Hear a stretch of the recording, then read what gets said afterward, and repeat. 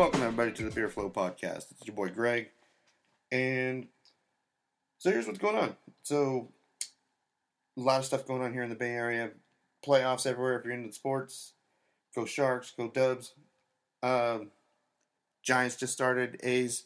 Not going to lie to you, I haven't been looking at you. But let's get right into the beer. I was reminded the other day, I was at my boy's house, and he had a friend of a friend come over, and he looks in the fridge, and there's some beers, and he says, hey, he says, oh, you guys have a lot of different beers in here. Yeah. He says, oh, you're really into craft beer. Yeah, yeah. And I kind of perked up a little bit. I said, okay, yeah, I'm into craft beer. And he said, yeah, me too. I really like Blue Moon. My head dropped. I was a little bummed, but it's not his fault. You know, the dude was kind of just following the programming. You know, the Blue Moon commercials and ads that came out talking about how they're a craft beer. They're a craft beer brewery company, and I get it. I mean, they were. I mean, I at some point they were, but like all great things, things are awesome.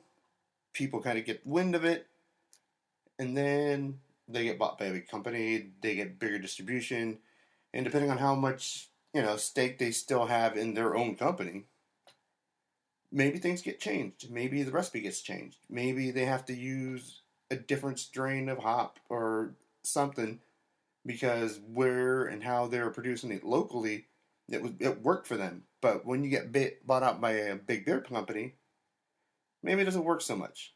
So basically, and then I started thinking about craft beer and what is it to me, what is it to the people, what is and just kind of generally what is craft beer. There's a bunch of different things. Hold on, let's see here. See, today I actually have a couple facts.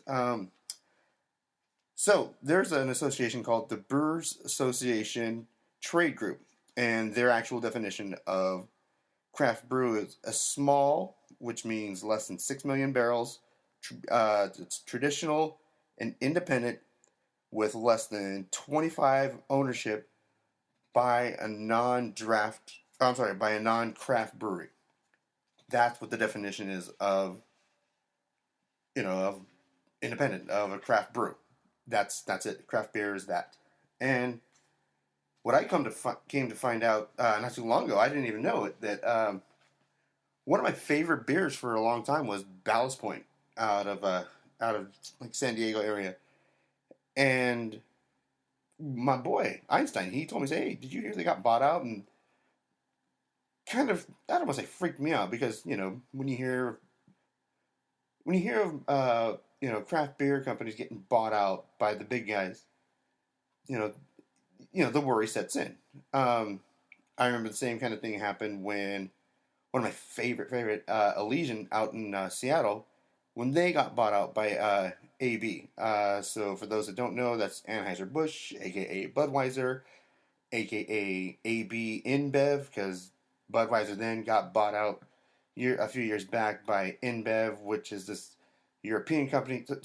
So you get it. You kind of get the gist of it. But when Elysian was bought out by AB, people heard about it and like, oh, now they're selling. There's so many different craft brewery companies that technically a lot of the hardcore beer geeks, a lot of the hardcore craft beer guys say, okay, well, they've sold out. They now belong to the big guys. And yeah, they do. They kind of do. So then I started looking around, started Googling and going on the internet, and so the whole Ballast thing, the Ballast Point, which their flagship, I can't remember exactly how many awards they won, but their flagship beer is Sculpin. Freaking phenomenal beer. If you see it, get it, try it. It is a little pricey, but that's also one of those beers that you know exactly what you're paying for quality-wise. I mean, this is really, really good stuff. But yeah, they were bought by Constellation Brands. Constellation Brands, they do a lot of wines, a lot of spirits. What was it? I believe some of the bigger name wines they do. Kim Crawford, they're known for their Sauvignon Blanc, and then the booze. I believe it was Svedka, one of those vodka companies. But They're online. You can see some of their brands, but they bought Ballast for, from what was reported, $1 billion, and they've kind of been hands off, which is good because there are some, some of the big guys, they do that just to kind of keep the integrity of the beer and the integrity of what they actually purchased. Because let's face it, I can only assume, only because I mean I don't know, I never tried it at first, but I bet Blue Moon was awesome when they were small little craft beer microbrewery. I bet they were great. Budweiser, AB found them, put them on, and now they're everywhere. And that's kind of one of the big things about it is that a lot of these microbrews, craft brewery places, the main thing that happens when a bigger company like AB, Miller, things like that, when they pick up a company, it's all about distribution.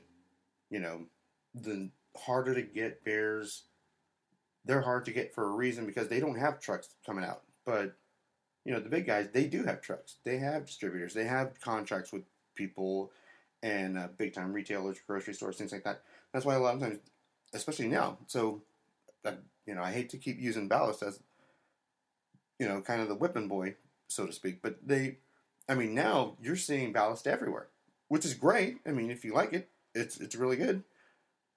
But that's one of the things that I'm noticing, and you're probably noticing as well. You're definitely, I would say, the consumer's probably seeing a lot more, craft brew take over the shelving spaces of, you know, the Budweisers, Coors Light. And don't get me wrong, those guys ain't go. They're not going anywhere. Okay, they're definitely going to have 30, 18, and 12 packs everywhere, and that's fine. It's kind of how the game is. But I mean, so you're starting to see a lot more of these craft brews being put up, and then I remember talking to somebody else, like, well, actually, I'm sorry. So what was great is if you follow us on Instagram, the response has been great. It's awesome. We got two. They weren't even negative. I wouldn't even really say they're negative. It was both in both instances they were kind of keeping it real comments, and one of them was we had put up a picture of the Goose Island, Bourbon County, and we were pretty pumped up about it. Everyone in the beer community was pumped up about it, and somebody actually, I think the comment was something to the effect of "they're not craft," and I was like, oh, I get their point. Okay, so I found a list of a bunch of different a bunch of different quote unquote craft beers that, by definition, um, are not really. They're owned by big guys. So, like Ballast Point, they're owned by Constellation, which they also own Corona and Modelo. So that's why you're seeing a lot more, Ballast everywhere. Kona Brewing, great stuff. Castaway IPA, Longboard, and all that. 32% of the company is owned by AB. Elysian, like I said, they were bought out by AB a few years ago. Goose Island, oh, that one kind of hurt my heart. But I mean, what are you gonna do? I mean, they were bought by AB as well. Let's see, Lagunitas, dude, that one was huge. And I read a few different articles about it. Half of the company was bought by Heineken International, and I know a lot of people in the community were a little upset, a little annoyed, concerned. Was definitely a big one. But from what I understand, somebody from Lagunitas, I could be wrong, but somebody said the great thing about the fact that it was Heineken. Heineken is still pretty much a family-owned corporation, so that's positive. So that's good. What else? A couple more founders. I've been seeing a lot of founders lately in my neck of the woods. 30% of them are owned by San Miguel. So, St. Archer. I've been seeing a lot more St. Archer. They're owned by Miller. And, listen, you do what you want to do. You drink what you want to drink. This is just my opinion. But, like Shock Top, there are people that truly, truly believe they're a craft beer company. I still stick with Kinda. They're also owned by AB. So I mean, it kind of runs the gamut. I mean, it's everywhere. So kind of getting back to the whole, what is craft beer? To put a personal spin on. I remember my first, what I can remember was a craft beer. Went to a party. Shout out to Ray. And he handed us beer. Ray was a little bit older than us, so he had slightly more refined taste than what our unknown palates were used to. Once again, we'd sipped and stolen dads, stepdads, whoever's beer. MGD, that was big back then. Red Dog, all the old school guys, Budweiser, things like that. But I remember Ray's party. Ray handed us all Sam Adams, and Sam Adams was, to this day, I think Sam Adams was great. They're kind of run like a big guy for being, considered. There was somebody that heckled CEO one time about them not being whatever. Everyone do your thing, but they still own it. The Boston Beer Company, they do their thing. Do your thing. But so I remember at Ray's party having a Sam Adams, and the first thing I remember tasting was, oh my god, this beer tastes like grass. And to me, it was, now looking back, like, God, that's funny. That was, because that's what beer's supposed to taste like. At least good beer. But yeah, that was my first experience with craft beer. So then I started thinking about all kinds of other things, like what. That's what I like about craft beer. The fact that everything that's hand done, so to speak. There's a lot more love, care. Everyone does their job, and that's fine. But there's just something to be said about just the independent guys rooting for the little guys, and that's kind of something that's near and dear to my heart. With the whole, what does the world think of, like, what do they think is craft beer? Well, obviously, like my dude that came to my neighbor's house, he thinks that Blue Moon, Shock Top, those are all craft beers, and I get it. That's fine, but that's why we're here. We here at the Beer Flow, Einstein, Real Deal, we're here to help everyone. We'll help you to try something new, and hopefully you like it. So, yeah, beers changed over the years, craft beers changed over the years, and everything's supposed to change. That's the only consistency in life is changing. I remember a few years back seeing a documentary called Beer Wars, and back then it was a documentary about basically what I believe in as far as like rooting for the little guys in the craft beer world.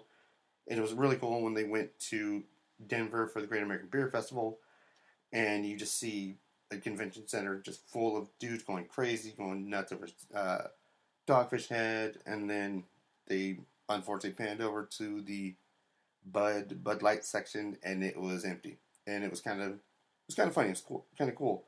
But what was really crazy about that was back then, if I remember correctly, please don't sit there and email and quote me completely on this, but back then the craft beer sales were only about 1% of the entire beer sales in the world at that time, and that was in 2009. Now, craft beer counts for about 10%. So we're making strides here. The craft beer world totally making strides. Totally going to get there. And hopefully with people like myself, other podcasters, bloggers, everyone. Is it beer snobbery? A little bit. That's fine. But it is also pushing for quality. And that's really all we all want. Is good quality stuff. Now, you're going to pay for it in your pocket? Yeah. You're definitely going to pay for quality. There's all those things online about like how when people leave cheeseburgers from fast food joints out for a year and there's no okay, you're getting what you pay for. That's why that's on the dollar menu. Craft beer, it costs money to create something that's got really good flavor characteristics, to use real ingredients, things like that. So once again, they're probably one of the more pricey beers you're going to see on the shelf. Are they worth it? Yeah. I'm totally not going to lie. They're, to me, totally worth it. So that's kind of where we're at right here. So I'm going to take a pause for a moment and get myself set up. And we're going to go ahead and go with the 15 for 12 beer rating portion of the podcast. Be right back. All right. So right now we're here. We're going to do the good old standard 15 for 12. For those of you who don't know what that is, basically it's a way we determine and rate the beers that we try here, the beer flow. And what we determined is that it takes about 15 minutes to finish your average 12-ounce bottle. And since I've kind of been really kind of jockeying ballast for the past episode and a half, I really wanted to try this one. But we are joined by a special guest, Wifey. Wifey, do you want me to call you... Should we keep your anonymity, or should we just call you Monkey, Monk, Wifey? What do you prefer? Wifey's good. Okay, so the Wifey's here, and Jesus Christ, those volumes are nuts. Okay, so it's probably just because it's quieter. All right, so once again, we're going to be doing Ballast Point, but wanted to try this for a while. I saw it, and it looked really interesting. And so, Wifey, what would you say is your favorite craft beer? Well, I like the fruity beer, so I think my love for fruity beer started with Great White back in the day. Nice. And then recently, probably the last year and a half or so, it's probably been about 21st Amendment Hell or High Watermelon has been my favorite. So watermelon is my drug of choice at the current time. Nice. So, and see, we're all love here at the Beer Flow, so that kind of played a role in me picking the Watermelon Dorado. All right, so let's go with, what do we got? Alcohol. What's that? What does that say? My eyeballs are not so good right now. 10.0. Holy shit. 10.0? Okay. It's... Okay, so it's a double IPA. It's 10.0 IBUs. It doesn't say. So it's going to be strong. This is definitely not going to be like your watermelon wheat. So the reason why I brought the wifey in is I wanted her to try this. I wanted to get her opinion on it. So why don't we... Well, it's not in there. I poured it in the glass. I'm smelling the bottle. Okay, how's it smell? It's part of the ambiance. Nice. It smells fruity. Really? Oh, that's weird. Yeah, okay. Let's smell the beer.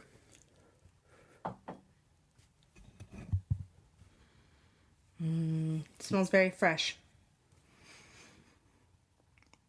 See, what's crazy is I totally get more of that watermelon scent in the bottle. Like, in the glass, it's way more subtle.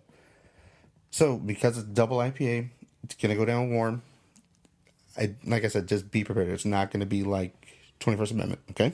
Okay.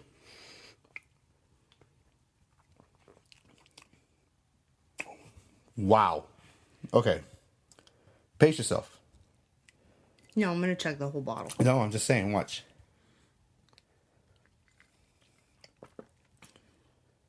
That's delicious.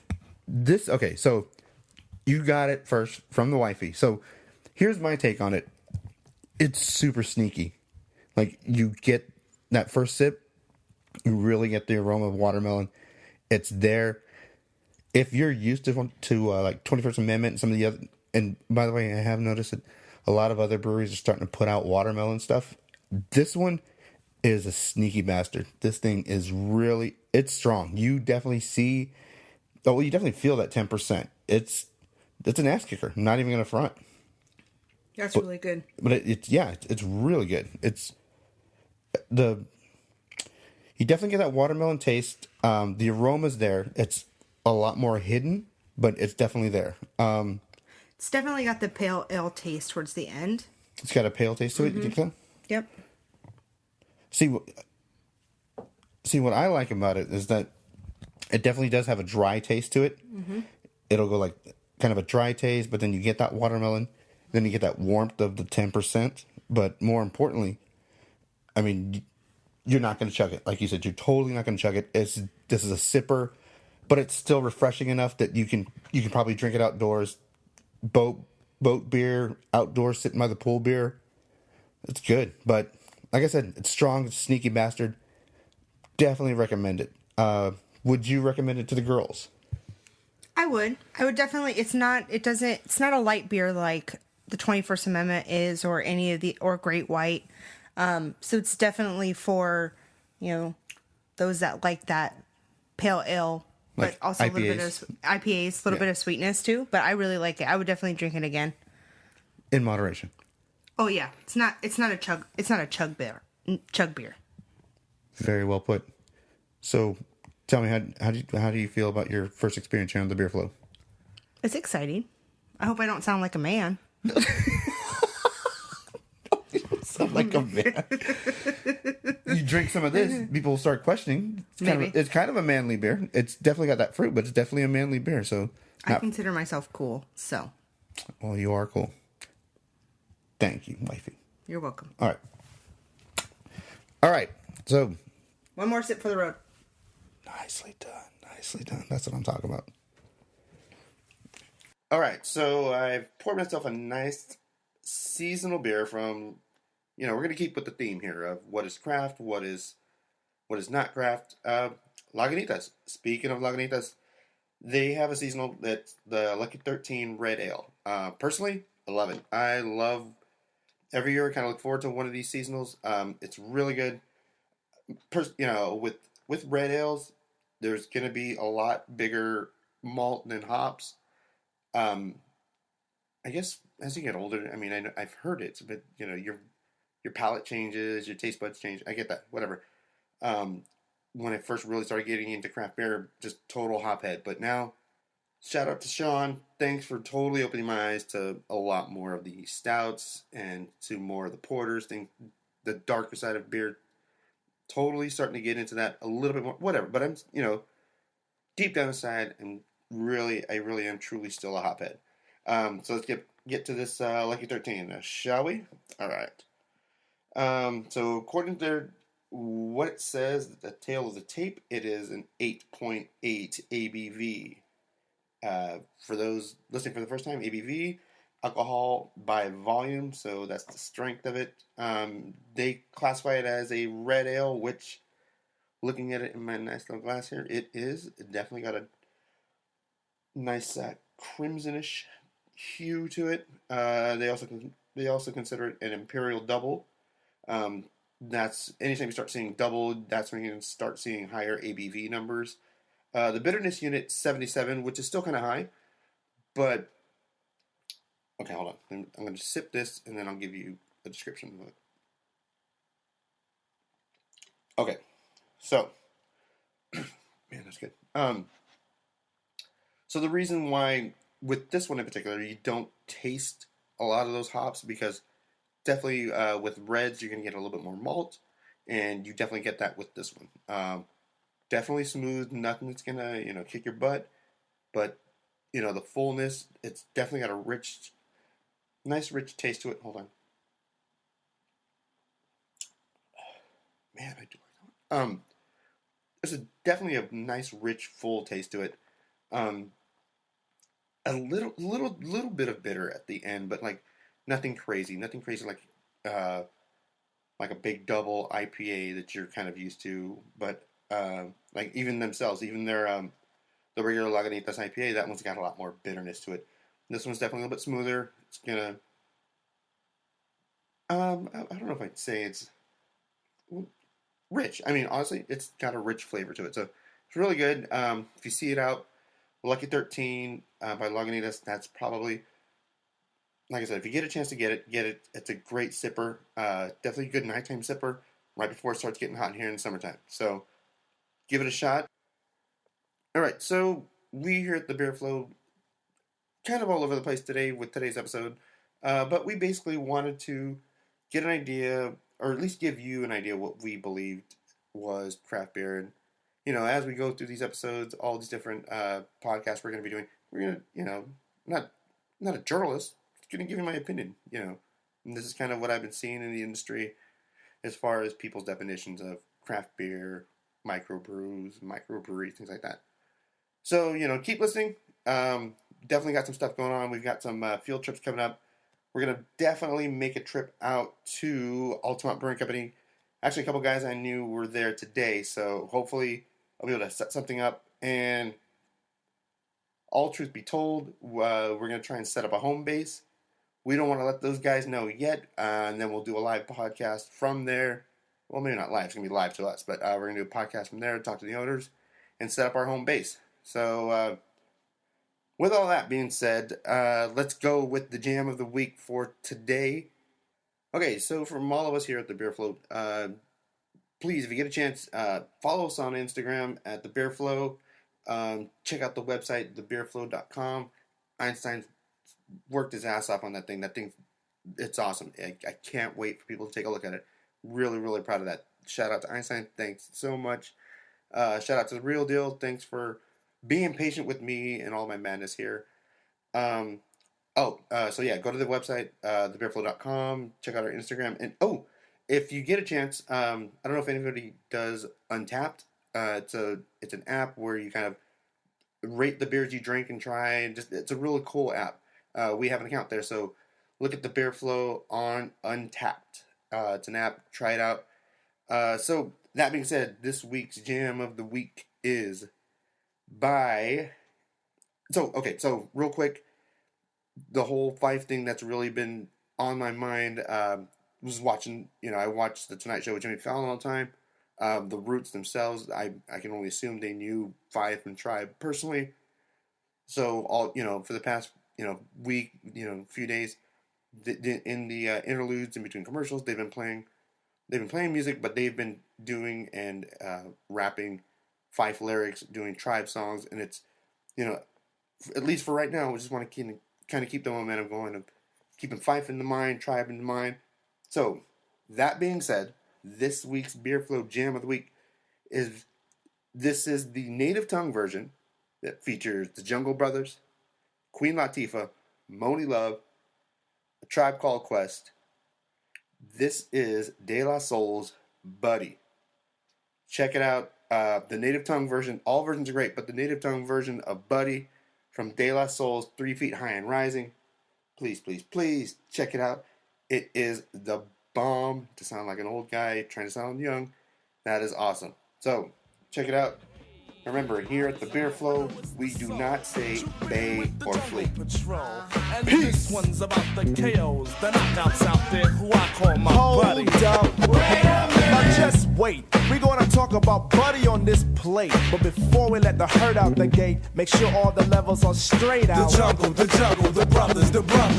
De La Soul, on a roll. Black medallions, no gold. Hanging out with bars, hanging out with mates. Buddy, all in my face. For the lap, Jim Browski must wear a cap, just in case the young girl likes to clap. Ain't for the win, but before I begin, I initiate the body with the soul. For the next, I'm the cutie from a Tribe Called Quest. And if your quest for the buddy, don't fess. If the Jimmy wants nothing but the best. The best.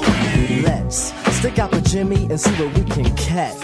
Stick 'em up, Jimmy. Nets won't be needed unless Jenny wanna get right to the flesh.